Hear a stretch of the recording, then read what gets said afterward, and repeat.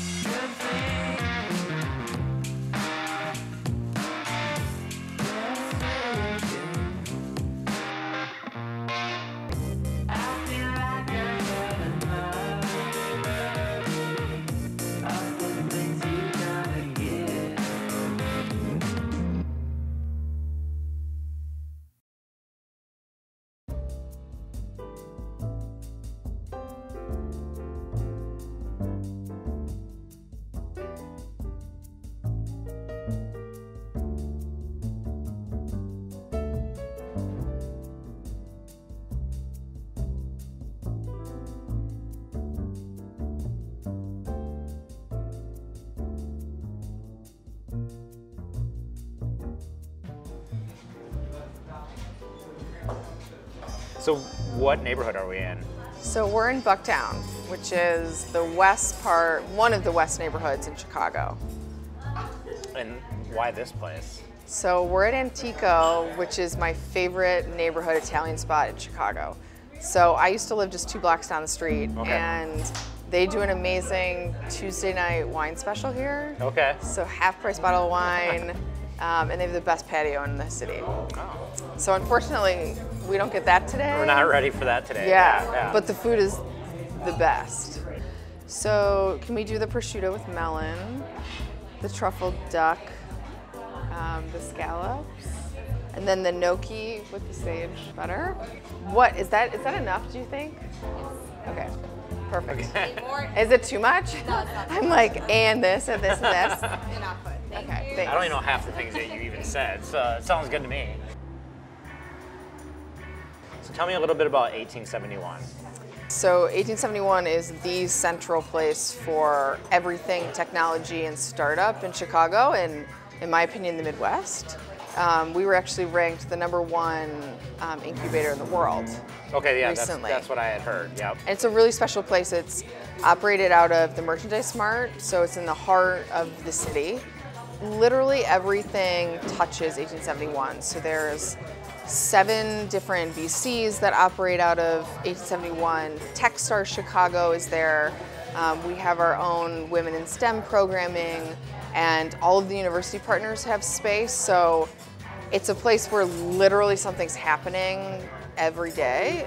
But the purpose is to inspire, equip, and support entrepreneurs, technology entrepreneurs in Chicago. We now have our first female CEO, Betsy Ziegler. So she's the 4th CEO by design. So it's meant to touch various parts of the ecosystem and bring new thought in every couple of years to keep fresh. And then what's your role? You're an EIR at 1871. Yeah, so I'm an entrepreneur in residence at 1871, and I'm doing 2 things. So I am helping Betsy and her leadership team think about how we support female entrepreneurs in Chicago. So we like to say that we have more women who start businesses in Chicago than elsewhere in the country. So the number is about 30%. Really? In contrast to 18%. And so my mission is to get those women funded. Yeah. And really help their chances of success increase. Is there any themes that you're seeing within those types of companies? No, so our theme is that it's technology first or tech enabled. Okay. So we have everything from a VR immersive technology that's helping sell real estate not yet built to a marketplace for the restaurant industry to help solve the labor shortage. So there's like tons of variation there. That's what sort of makes it special. It's a group of 10 women who are just trying to solve problems that they feel passionately about, and they're creating a network. We're introducing them to people within the 1871 network and beyond, and equipping them so that they're more successful on the back end. And it's a pre-accelerator, so really early stage, where dollars are important, mentorship is important, and having a network of people who are going through it, right? Yep. So 1871 is the perfect place for that. I think it's really interesting. I'd love to figure out why Chicago's at 30%, because I think if we could understand that, we could help other ecosystems. What do you think are some of the things? Obviously, having a female accelerator is important. Getting them funding is important. What are some of the other things do you think that could actually create more growth in that space? When you look at what companies need, and I think any entrepreneur, regardless of gender, would tell you this, you need funding and contracts, right? So whether that's selling to a consumer, selling business to business, and you can hustle to get those things, but most of the time, like early stage, that comes through mentorship. So, and this isn't just for Chicago, this is national. You need to be able to access the network. So on the funding side, I think there's 2 or 3 things that are super important. We have women venture partners. We have Samara, we have Dana Wright, Sonia. Like there's a really nice group of women who are in the VC land. We need more of those women at the table making decisions about investments. I think sometimes a mistake that programs make when they talk about women entrepreneurs is we do only segregate women talking to women. And like when I think about my own trajectory, so many of my mentors are men. Troy Hennekoff, Brian Larson. I also count Dana Wright in there. Like I also have a lot of strong women in my life, but so many mentors are men. So we need to help them get to... So it's good not to be isolated in this initiative, right? Like they just want to find the best entrepreneurs, right? Agnostic of what they look like or where they came from. So it's opening up those access gates on the funding side. And then on the contract side, you know, it's training, it's credibility, it's, again, mentorship. And interestingly, when you look at the data of who's been funded in Chicago, we tend to have touched a couple of different things as women. So one, an accelerator program. So whether it's WiSTEM or Techstars, I happen to be a product of Techstars, and we also touch the MBA programs. So we have University of Chicago, we have Northwestern, I went to Kellogg. And so I think getting those pipelines with more and more people who want to be entrepreneurs, and then giving them the scholarship breaks on the back end so they can be entrepreneurs. Like I think some of those things are super important. We have prosciutto and melon. Thank you. The scallops. These are delicious, and we should eat them while they're warm. I'm part of a new accelerator program that Gordon Food Service is starting, and they've made a conscious investment in a new innovation arm called RelishWorks. And RelishWorks is partnering with 1871 on a new program called the Food Foundry.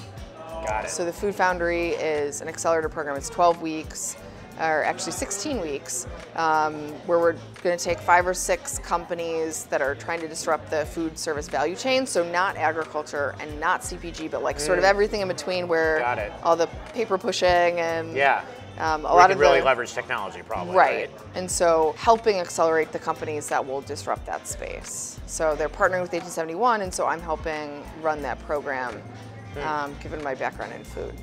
Excellent. Yeah, we should eat. Let's eat. What are some of the lessons learned that you think really help you kind of run an accelerator? How you manage different pieces of a business and how you do that fast. So the transition from founder to CEO. So we went from two people to 25 people, and most of whom were hourly production workers. And so that was a very interesting transition with lots of growth for me personally. And picking the right partners and learning how to pivot. So our direct-to-consumer business worked, but it wasn't the future of our business. And so we went and found the future of our business, which was retail, right? So how do you stay nimble enough to pivot? When do you know how to do that? How do you execute and lead a team through that? And the tough decisions that come with that. So we let go of people and sort of all that typical entrepreneurship stuff. Oftentimes people say, and I don't agree with this, they call the Midwest states flyover states. Oh yeah, the flyover states. Do the flyover states have a different mentality? I think some of us probably have a chip on our shoulder. Do you feel Chicago's an underdog city? Yeah. I mean, literally our name is the second city. By definition, that sort of puts you in an underdog position. I think when you hear about technology, the Midwest, as hard as we try, you hear about New York and you hear about San Francisco and now LA. And there's a lot going on in Chicago, but we're still not the first place that you think of. There's not that many companies relocating here. And I don't think we're fully there yet, and there's a lot of work to be done. But I generally think the Midwest work ethic shows up when you talk about entrepreneurship. Like, we're sort of all like just really hardworking, put your heads down, no bullshit, get it done, brave the cold, show up every day. You're not gonna see the sun for 60 days, but show up, smile on your face. And it's sort of in our history, right? If you think about the Cubs in over 100 years, and then all of a sudden we win the World Series, and literally you could feel the city shaking from like 2 miles away because of the excitement. You know, we're getting there, and it's a team effort and stuff like that. And we always say, like, fight with the passion of the underdog.